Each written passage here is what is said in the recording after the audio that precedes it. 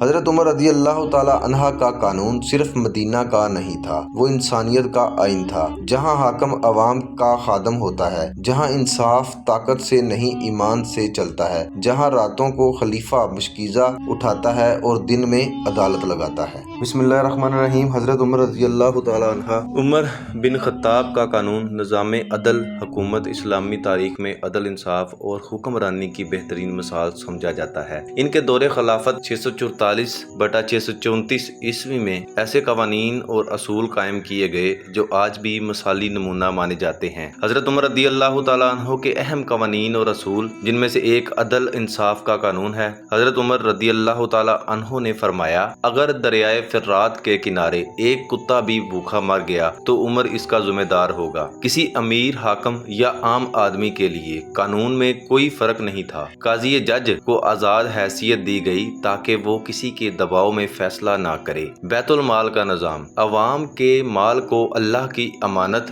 سمجھ کر خرچ کیا جاتا۔ بیت المال سے غربا، یتیم، مسکین، فوجی اور حکومتی اہلکاروں کے حقوق دیے جاتے۔ پہلی بار بیت المال کی منظم بنیاد حضرت عمر رضی اللہ تعالی عنہ نے رکھی۔ فوجی اور دفاعی قانون، فوج کے لیے مستقل تنخواہیں مقرر کی گئیں۔ سپاہیوں کی رجسٹری بنوائی تاکہ ہر سپاہی کا ریکارڈ محفوظ رہے۔ جنگ کے قیدیوں کے ساتھ رحم و عدل کا برتاؤ کیا گیا۔ مذہبی سماجی آزادی، غیر مسلمہ کو مکمل مذہبی آزادی دی گئی۔ ان کے جان و مال کی حفاظت اسلامی حکومت کی ذمہ داری قرار دی گئی۔ کسی پر اسلام قبول کرنے کے لیے زبردستی نہیں کی جاتی تھی۔ عدالتی نظام، ملک کے مختلف حصوں میں قاضی مقرر کیے گئے۔ قاضی کو تاکید کی گئی کہ فیصلہ صرف اللہ اور رسول صلی اللہ علیہ وآلہ وسلم کے حکم کے مطابق کرنا چاہیے۔ اگر قاضی غلط فیصلہ کرتا، اس کا محاسبہ کیا جاتا۔ شہری انتظامی قانون، شہریوں کو ضلعوں اور صوبوں میں تقسیم کیا۔ گورنر مقرر کیے مگر ان کی سخت نگرانی کی۔ گورنر کو حکم دیا، عوام سے دروازہ بند مت کرنا ورنہ تم پر اللہ کا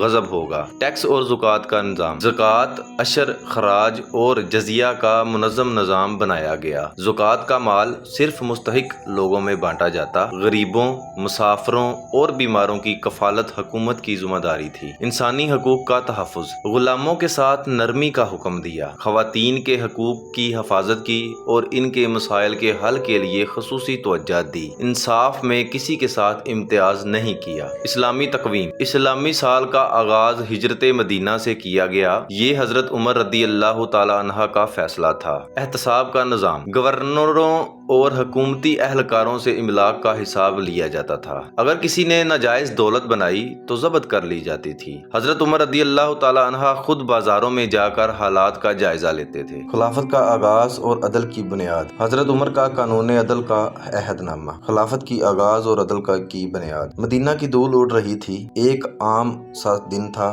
مگر فضا میں سنجیدگی تھی۔ مسجد نبوی کے منبر پر ایک بلند قامت شخص کھڑا تھا، چہرہ سادہ، نگاہ میں وقار اور لبوں پر عاجزی۔ وہ تھے عمر بن خطاب رضی اللہ تعالی عنہ۔ انہوں نے کہا، اگر میں سیدھا چلوں تو میرا ساتھ دینا اور اگر میں ٹیڑھا ہو جاؤں تو مجھے سیدھا کر دینا۔ یہ الفاظ خلافت عمر رضی اللہ تعالی عنہ کے عہد کا پہلا قانون بنے۔ حاکم عوام کا خادم۔ دن گزرتے گئے۔ حضرت عمر رضی اللہ تعالی عنہ نے دیکھا کہ کچھ گورنر دروازہ بند رکھتے ہیں، لوگ مل نہیں سکتے۔ آپ نے فوراً پیغام بھیجا، اگر تم نے اپنے دروازے بند رکھے تو تم پر اللہ کا غضب ہوگا۔ حاکم وہ ہے جو عوام کے درمیان رہے، نہ کہ ان کے اوپر۔ یہ انتظامی انصاف کا پہلا اصول تھا۔ ایک دن ایک غریب بدو آیا۔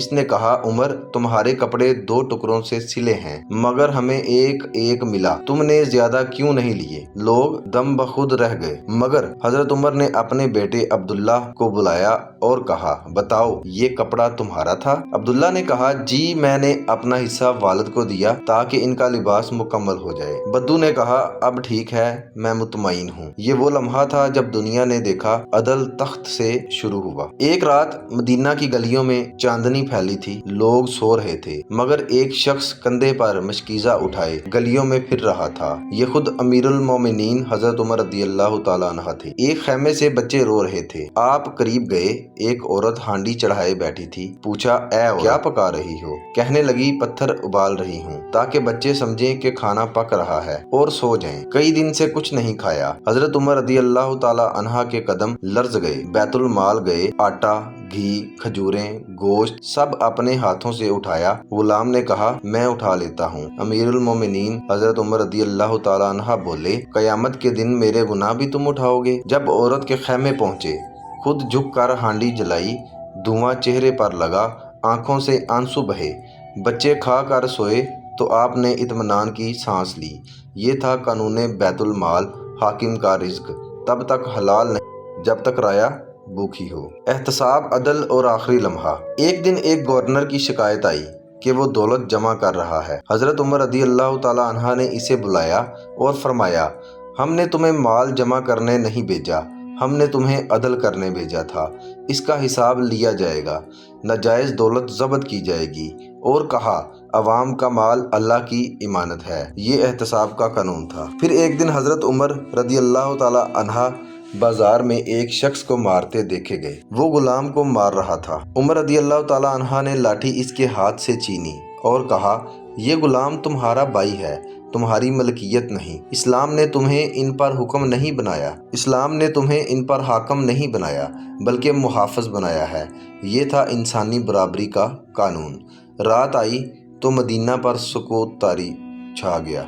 ایک چور پکڑا گیا، مگر جب پتہ چلا کہ وہ بھوک سے مجبور تھا تو عمر رضی اللہ تعالیٰ عنہ نے فرمایا، اگر کسی کی بھوک نے اسے چوری پر مجبور کیا ہے تو مجرم حاکم ہے، چور نہیں۔ یہ وہ لمحہ تھا جب عدل آسمان تک گونج اٹھا۔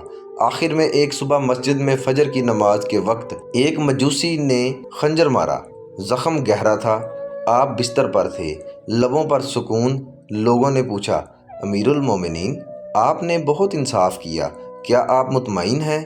آپ نے مسکرا کر کہا، کاش عمر کا عدل عمر کے گناہوں کو چھپا دے۔ پھر آنکھیں بند ہو گئیں، مگر ان کا قانون، ان کا عدل، ان کی راتوں کی آہیں آج بھی زندہ ہیں۔ حضرت عمر رضی اللہ تعالیٰ عنہ کا قانون صرف مدینہ کا نہیں تھا، وہ انسانیت کا آئین تھا۔ جہاں حاکم عوام کا خادم ہوتا ہے، جہاں انصاف طاقت سے نہیں ایمان سے چلتا ہے، جہاں راتوں کو خلیفہ مشکیزہ اٹھاتا ہے اور دن میں عدالت لگاتا ہے۔